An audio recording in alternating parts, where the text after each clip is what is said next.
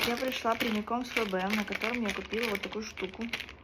Я очень много на просторах интернета видела такие вазы, в которых вот так вот классно стоят цветы. Я думала, господи, что это такое, как это делать? Это, наверное, миллиард денег стоит, вот эти вазы. Но я погуглила, что это такое, и как бы нашла вариантик решения этой ситуевины.